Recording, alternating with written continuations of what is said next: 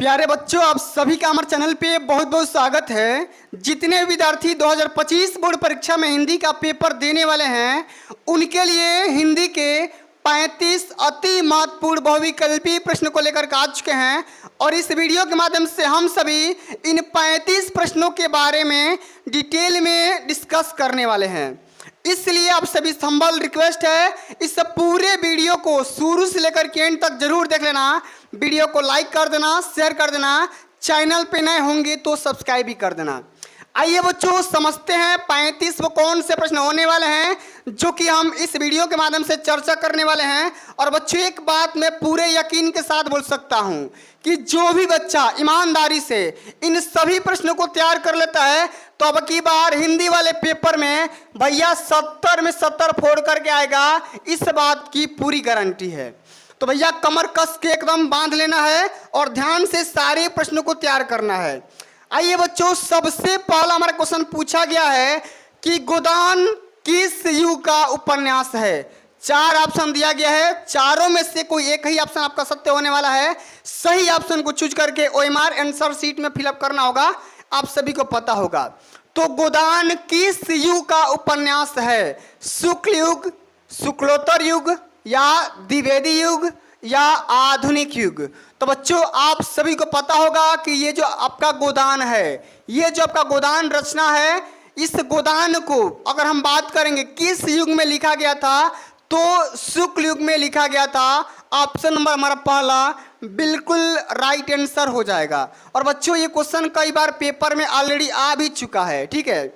चलिए आगे बात करते हैं। अगला हमारा क्वेश्चन ये पूछा गया है कि ध्रुव स्वामिनी नाटक के लेखक का नाम बताइए। यानी कि ध्रुव स्वामिनी नाटक के नाटककार कौन है, आपको बताना है। हरि कृष्ण प्रेमी, जयशंकर प्रसाद या विष्णु प्रभाकर या मोहन राकेश? तो जिन बच्चों को इसका राइट आंसर पता है, इसका राइट आंसर को कमेंट बॉक्स में कमेंट कर सकते हैं, जिन बच्चों को पता है तो, ठीक है। तो आपसे क्वेश्चन पूछा गया है ध्रुव स्वामिनी नाटक के नाटककार कौन है या लेखक कौन है, तो इसका राइट आंसर हो जाएगा जयशंकर प्रसाद। कौन हो जाएंगे? जयशंकर प्रसाद जी हो जाएंगे। सेकंड ऑप्शन आप सभी का बिल्कुल राइट आंसर यहां पर हो जाएगा, ठीक है। चलिए अगला हमारा क्वेश्चन क्या पूछा गया बच्चा कि शुक्ल युग की कला अवधि कब से कब तक मानी जाती है। यानी कि जो शुक्ल युग आपका होता है, इसका जो टाइम पीरियड है कब से कब तक हम रखते हैं, मानते हैं, ये आपको बताना है। 1850 से लेकर के 1900 ईस्वी तक, 1900 से लेकर के 1920 तक, या 1919 से लेकर के 1938 तक, या 1938 ईस्वी से लेकर के 1947 ईस्वी तक।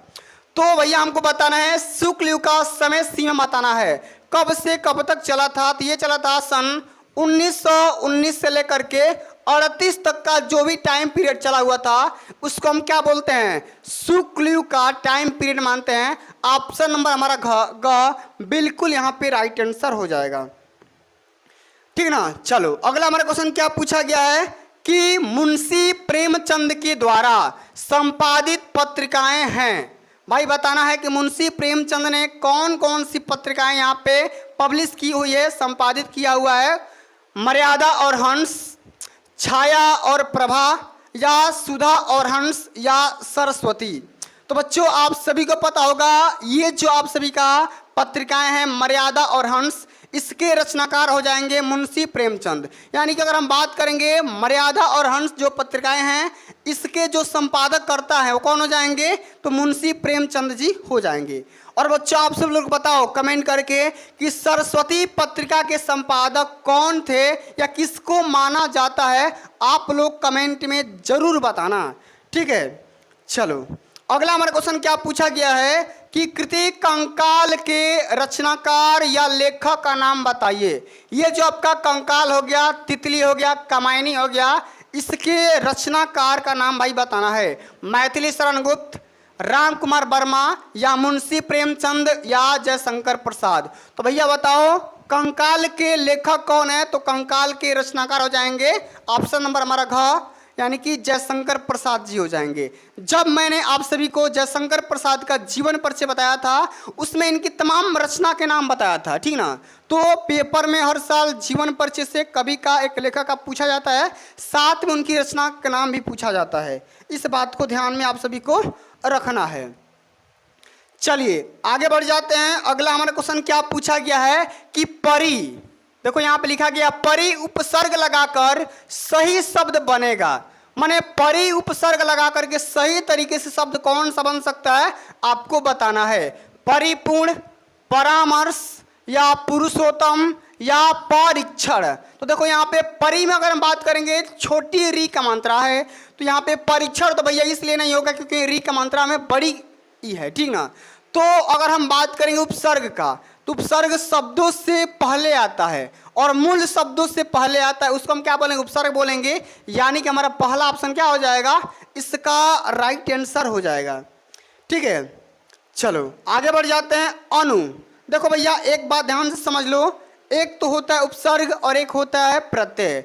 ये दो ऐसे टॉपिक हैं जो कि बोर्ड के पेपर में हर साल 2 नंबर में पूछा जाएंगे, हमेशा 2 नंबर का पूछा जाएगा, एक एक नंबर का। इस बात को ध्यान में रखना है।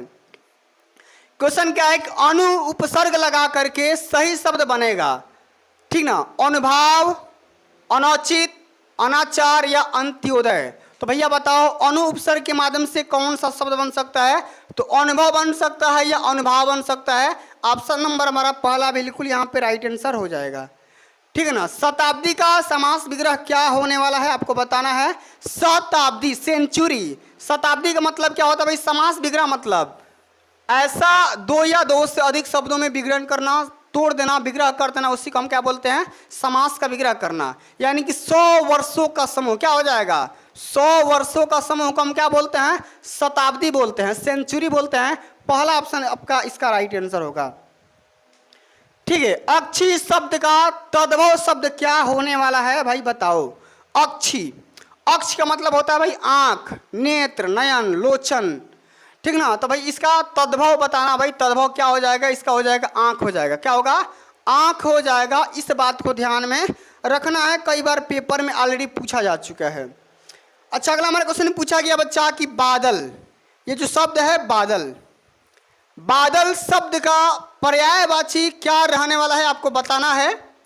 पिलांक सस्य, तड़ित चपला, वृष्टि या बौछार, ये तो बादल, ठीक ना, और अम्बुद या पयोद। तो भाई बताओ बादल शब्द का पर्यायवाची क्या रहने वाला है। तो बादल मतलब क्या होता है, वर्षा, पानी, अम्बुद, पयोद हो जाएगा। यहाँ पे सी ऑप्शन सत्य हो जाएगा। इस बात को ध्यान में रखना, इसको याद कर लेना भाई, पर्यायवाची से भी आप सभी का 1 नंबर का क्वेश्चन पूछा ही जाएगा, ठीक ना। चलो आगे बढ़ जाते हैं। अगला हमारा क्वेश्चन पूछा गया है कि लोकायतन के रचनाकार कौन है। कई बार पेपर में आ चुका है, सूर्यकांत त्रिपाठी निराला जी, जयशंकर प्रसाद, सुमित्रा नंदन पंत या महादेवी वर्मा। तो भैया यहाँ पे क्वेश्चन क्या पूछा गया है कि लोकायतन के रचनाकार कौन है। ये हो जाएंगे सुमित्रा नंदन पंत जी। क्या हो जाएंगे, सुमित्रा नंदन पंत जी हो जाएंगे। तीसरा ऑप्शन आप सभी के यहाँ पे राइट आंसर होगा, ठीक है। गबन किस विधा की रचना है आपको बताना है। नाटक है, कहानी है, एकांकी है, उपन्यास है। आप सभी को पता होगा भाई गबन, गबन है क्या है, एक उपन्यास है। चौथा ऑप्शन आप सभी का यहाँ पर बिल्कुल राइट आंसर होगा। जो भी बच्चा चौथा ऑप्शन बता रहा है उसका बिल्कुल यहाँ पे राइट आंसर हो जाएगा। अच्छा अगला क्वेश्चन है कि गद्य को कवियों की क्या कहा जाता है। कवियों की क्या कहा जाता है भाई बताओ। गद्य भंगिमा, ताल या कसौटी या रेखा। तो अगर हम बात करेंगे गद्य, गद्य मतलब गद्यांश, अगर हम बात करेंगे गद्य का तो कवियों की कसौटी कहा जाता है। गद्य को क्या कहा जाता है, कसौटी। यहाँ पर सेकंड ऑप्शन आप सभी का बिल्कुल राइट आंसर हो जाएगा, ठीक ना। चलिए आगे बढ़ जाते हैं। अगला हमारा एकदम इंपॉर्टेंट क्वेश्चन है कि रस मीमांसा के रचनाकार या लेखक कौन है आपको बताना है। आचार्य रामचंद्र शुक्ल जी, गुलाब राय, भगवत शरण उपाध्याय या जयशंकर प्रसाद। तो भाई बताओ रस मीमांसा के रचनाकार या लेखक कौन हो जाएंगे। ओबियसली सही बात है, आचार्य रामचंद्र शुक्ल जी हो जाएंगे। पहला ही ऑप्शन आप सभी का बिल्कुल यहाँ पे राइट आंसर हो जाएगा। अच्छा अगला हमारा क्वेश्चन क्या पूछा गया है कि सेवा सदन उपन्यास के लेखक कौन है। जैनेन्द्र कुमार, यशपाल, प्रेमचंद या जयशंकर प्रसाद। तो भैया अगर हम बात करेंगे सेवा सदन, ठीक ना, सेवा सदन पहले तो क्या भाई एक उपन्यास है, क्या है, एक उपन्यास है, और इस उपन्यास के रचनाकार कौन हो जाएंगे, तो प्रेमचंद जी हो जाएंगे। क्या हो जाएगा, प्रेमचंद।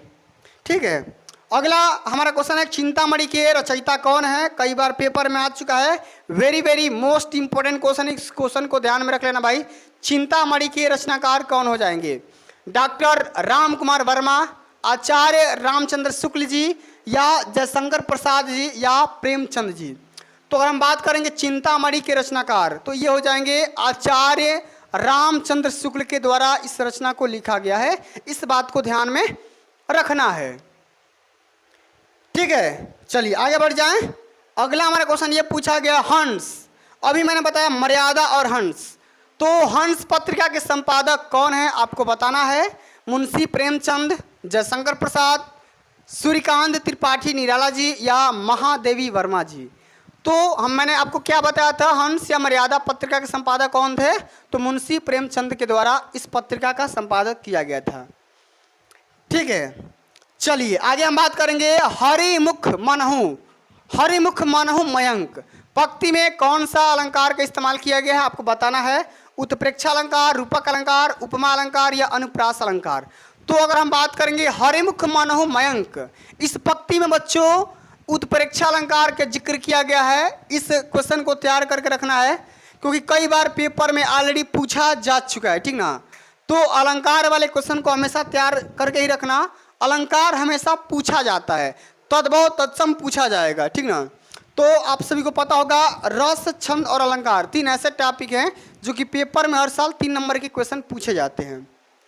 ठीक है, चलिए आगे बात करेंगे। ये क्वेश्चन आप स्टार लगा सकते हैं, कई बार, एक बार नहीं कई बार पेपर में आ चुका है कि चरण कमल बंधो हरिराई, उपयुक्त पंक्ति में कौन सा अलंकार है, उपमा अलंकार, रूपक अलंकार, उत्प्रेक्षा अलंकार, या यमक अलंकार। तो भगवान जो श्री कृष्ण है उनके चरण कमल के समान कोमल है, और जहाँ पर हम 2 वस्तुओं का कंपेयर करते हैं वहाँ पर हमेशा रूपक अलंकार ही होता है, वहाँ पर क्या होता है, रूपक अलंकार होता है। इस बात को ध्यान में रखना है और सेकंड ऑप्शन की तरफ मूव कर जाना है। ठीक है, मैं विद्यार्थी हूँ, अर्थ के आधार पर वाक्य का भेद है, कौन सा भेद है आपको बताना है भाई, संकेतवाचक, आज्ञावाचक, या इच्छावाचक, या विधानवाचक। तो भाई ये हो जाएगा विधानवाचक। बहुत ही सिंपल सा क्वेश्चन पूछा गया है, इसमें विधान के बारे में चर्चा किया जा रहा है, विधि के बारे में चर्चा किया जा रहा है कि मैं एक स्टूडेंट हूँ, ठीक ना। चलिए आगे बढ़ जाते हैं। अगला हमारा क्वेश्चन क्या पूछा जा रहा है, जरा ध्यान दीजिएगा कि हिंदी गद्य का वास्तविक काल कब से आरंभ हुआ था आपको बताना है, सन 1850 से, 1938 से, 1900 से, या 1919 से। तो अगर हम बात करेंगे भैया, अगर हम बात करेंगे हिंदी गद्यांश का वास्तविक जो टाइम पीरियड चला था वो चला था सन 1850 से। कब से, सन 1850 से ही चल चुका था। इस बात को हमेशा ध्यान में रखना, कई बार पेपर में आ चुका है। अच्छा, अगला हमारा क्वेश्चन क्या है कि पंडित प्रताप नारायण मिश्र लेखक हैं, किस युग के लेखक है आपको बताना है, द्विवेदी युग के लेखक हैं, या भारतेंद्र युग के लेखक हैं, या शुक्ल युग के हैं, या शुक्लोत्तर युग के हैं। तो अगर हम बात करेंगे पंडित प्रताप नारायण मिश्र के बारे में तो ये है भारतेंद्र युग के लेखक। किस युग के भैया, भारतेंद्र युग के लेखक हैं। इस बात को हमेशा ध्यान में रखना, पेपर में हमेशा पूछा जाता है लेखक कवि का। शुक्ल युग के सशक्त आलोचक एवं निबंधकार का नाम बताइए, ठीक ना, कौन से हो जाएंगे, राधा चरण गोस्वामी, प्रताप नारायण मिश्र, या रामचंद्र शुक्ल, या राधा कृष्णदास। तो अगर हम बात करेंगे शुक्ल युग के बारे में तो शुक्ल युग के सशक्त आलोचक और निबंधकार का नाम हो जाएगा रामचंद्र शुक्ल, या इनको हम आचार्य के नाम से भी जानते हैं, आचार्य रामचंद्र शुक्ल भी इनको बोला जाता है। ठीक है, इस बात को हमेशा ध्यान में रखना है। शुक्ल युग के प्रमुख इतिहासकार कौन है, ठीक ना, आपको बताना है, बाबू गुलाब राय, डॉक्टर नागेंद्र, हजारी प्रसाद द्विवेदी, या इनमें से कोई नहीं। तो शुक्ल युग के प्रमुख इतिहासकार हो जाएंगे बाबू गुलाब राय। बाबू गुलाब राय को हम शुक्ल युग के प्रमुख इतिहासकार के नाम से जानते हैं। ठीक है, रसखान किस काल की और किस शाखा के कवि माने जाते हैं आपको बताना है। तो भैया आप सभी को पता होगा कि भक्ति काल के और सद्गुण या सगुण भक्ति शाखा के ये कवि माने जाते हैं। तीसरा ऑप्शन आप सभी का क्या हो जाएगा, बिल्कुल यहाँ पे राइट आंसर होगा। अगला हमारा क्वेश्चन क्या है, जरा ध्यान दीजिएगा। निम्न में से रीतिकाल की कालावधि कब से कब तक मानी जाती है? तो रीतिकाल भैया चला था, आप सभी को जरा यहाँ पर ध्यान दीजिएगा, ये चला था सन 1643 से लेकर के 1843 तक, ये चला था रीतिकाल, ठीक ना। इसको हम रीतिकाल के नाम से जानते हैं, ठीक ना। ऑप्शन नंबर हमारा यहाँ पर घ बिल्कुल राइट आंसर होगा, ठीक है। चलिए आगे बढ़ जाते हैं। अगला हमारा क्वेश्चन क्या दे रखा है कि रसिक प्रिया के रचनाकार कौन है? रसिक प्रिया के भाई रचनाकार आचार्य केशवदास, आचार्य हजारी प्रसाद द्विवेदी या आचार्य देव या भिखारी दास। तो भाई बताओ रसिक प्रिया के रचनाकार कौन हो जाएंगे? ये हो जाएंगे आचार्य केशवदास, यानी कि पहला ही ऑप्शन आप सभी का बिल्कुल यहाँ पे राइट आंसर होगा। अगला क्वेश्चन है कि निम्न में से मुक्तक काव्य के कवि कौन है? भारतेंदु हरिश्चंद्र, कबीरदास, जगनीक या बिहारी सतसई। तो अगर हम बात करेंगे मुक्तक काव्य के कवि, ये हो जाएंगे बिहारी सतसई, ठीक ना। क्या हो जाएगा, घ ऑप्शन आप सभी का सत्य होगा। अगला है क्वेश्चन ललित ललाम के रचयिता कौन है? कई बार पेपर में आ चुका है, कई बार मैंने बता रखा है, ये मतीराम की रचनाकार है, ठीक ना। मतीराम जी इसके रचनाकार हो जाएंगे, ठीक है। चलिए प्रगतिवादी युग की दो विशेषताएं कौन कौन सी होती है? तो ये होता है, सबसे पहली विशेषता होती है मानवतावादी, ठीक ना। एक तो विशेषता होती है मानवतावादी प्रवृत्ति, और यहाँ पे क्रांति प्रकार की होती है। यहाँ पे डी ऑप्शन आप सभी का बिल्कुल यहाँ पे राइट आंसर हो जाएगा।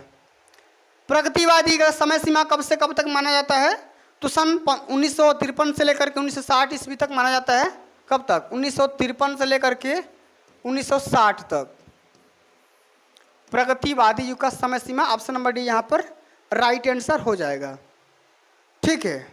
अच्छा अगला हमारा क्वेश्चन क्या है बाबू? अगला हमारा क्वेश्चन ये पूछा गया है कि निम्न में से छायावाद युग का कवि कौन है? बताना है सुमित्रा नंदन पंत जी, नगेंद्र शर्मा या दादू दयाल या कुतुबन। तो भाई आपको बताना है छायावादी युग का कवि, ये हो जाएंगे सुमित्रा नंदन पंत जी, यानी कि पहला ऑप्शन आप सभी का बिल्कुल यहाँ पे राइट आंसर हो जाएगा। कई बार पेपर में आ चुका है इस बार भी संभावना है, सॉरी भाइयों। चलिए आगे समझते हैं। अगला क्वेश्चन क्या पूछा गया है कि सप्तर्षि का समास विग्रह क्या होने वाला है? सप्तर्षि का मतलब होता है 7 ऋषियों का समूह, आप सभी को पता होगा, बहुत ही सिंपल सा क्वेश्चन पूछा गया है।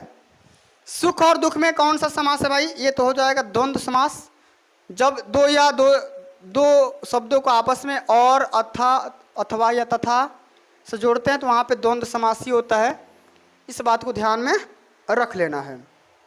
काज शब्द का तत्सम रूप क्या होगा आपको बताना है। काज, काज का मतलब होता है भाई कार्य, क्या होता है? कार्य होता है। तीसरा ऑप्शन आप सभी के यहाँ पर बिल्कुल राइट आंसर होगा। चलिए आगे बढ़ जाते हैं। अगला हमारा क्वेश्चन क्या पूछा गया है कि तालाब शब्द का तत्सम रूप क्या होने वाला है? तो तड़ाग होगा, समुद्र होगा या महासागर होगा या झील होगा? तो तालाब हो जाएगा भैया तड़ाग, क्या हो जाएगा? तड़ाग हो जाएगा। पहला ऑप्शन आप सभी का यहाँ पे राइट आंसर हो जाएगा। विनायक भालभद्र किस शब्द के पर्यायवाची है? तो विनायक भैया हो जाएगा गणेश का, किसका भाई? गणेश का, ठीक ना। किसका हो जाएगा? गणेश का या गणपति या गजानन, गजानन, ठीक ना। बहुत सारा इनका है, आप याद कर सकते हैं, एक नंबर तो पेपर में पूछा ही जाएगा। अश्व शब्द का पर्यायवाची क्या रहने वाला है? अश्व का मतलब होता है घोड़ा, क्या होता है? घोड़ा होता है। तो आपको बताना है तुरंग हो जाएगा या हय हो जाएगा, ठीक ना। चलिए आगे बढ़ जाते हैं। कह रहा है कि पुष्प शब्द का तत्सम रूप क्या होगा? तो पुष्प मतलब होता है भाई पुष्प, क्या होता है? पुष्प होता है। पुष्प का मतलब क्या होता है भाई? ये होता है पुष्प, ठीक ना। ऑप्शन नंबर सेकंड की तरफ मूव कर देना, बहुत ही सिंपल सा क्वेश्चन पूछा गया है। स्कंद शब्द का तद्भव रूप बताना भाई क्या होगा? इसका राइट आंसर टखना, घुटना, कंधा या कमर। तो स्कंद मतलब क्या होता है भाई? कंधा होता है। स्कंद मतलब ये जो सिरा होता है इसको हम स्कंद बोलते हैं। ठीक है, चलो आगे हम बढ़ जाते हैं। धनुष का पर्यायवाची शब्द क्या होगा? तो धनुष का हो जाएगा कोदंड। क्या हो जाएगा भाई? कोदंड हो जाएगा। क्या होगा? कोदंड हो जाएगा। इसको ही हम क्या बोलते हैं? धनुष बोलते हैं। ठीक ना, चलो आगे बढ़ जाते हैं भाई। अगला हमारा क्वेश्चन पूछा गया है कि गुलाब राय के द्वारा रचित आत्मकथा कौन सी है? तो ये है मेरी असफलताएं। क्या है? मेरी असफलताएं हैं। ऑप्शन नंबर हमारा पहला बिल्कुल राइट आंसर हो जाएगा। राजश्री के रचनाकार कौन हो जाएंगे भैया? आपको बताना है। 4 ऑप्शन दिया गया है, गुलाब राय, जयशंकर प्रसाद, जयप्रकाश भारती, इनमें से कोई नहीं। तो राजश्री के रचनाकार हो जाएंगे माननीय जयशंकर प्रसाद जी। ठीक है, चलिए अगला हमारा क्वेश्चन क्या पूछा गया भाई? ध्यान से जरा समझते हैं। ये इस वीडियो का सबसे अंतिम नंबर क्वेश्चन भी है कि मेरा परिवार रेखा चित्र किसकी कृति है? यानी कि मेरा परिवार, ये जो रेखा चित्र है इसके रचनाकार का नाम बताना है। प्रेमचंद, लल्लू राम, राम कुमार शर्मा या महादेवी वर्मा। भाई आपको बताना है कि मेरा परिवार रेखा चित्र के रचनाकार कौन हो जाएंगे? तो ये हो जाएंगी महादेवी वर्मा। क्या हो जाएगा भाई?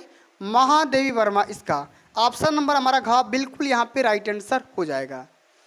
तो प्यारे बच्चों, आप सभी ने यहाँ पर नोटिस किया कितने आसान तरीके से, कितना इजी अवे में हमने हिंदी के जो भी आपके 35 अति महत्वपूर्ण बहुविकल्पी प्रश्न थे उनका खत्म कर दिया। और आशा करता हूँ आप सभी को ये वीडियो अच्छा लगा होगा, हेल्पफुल लगा होगा। वीडियो अगर अच्छा लगा होगा, पसंद आया होगा तो वीडियो को लाइक कर देना, शेयर कर देना। अभी तो आप चैनल पर नए होंगे तो सब्सक्राइब कर देना। जल्दी मिलते हैं अगली वीडियो में, तब तक के लिए जय हिंद, जय भारत, वंदे मातरम।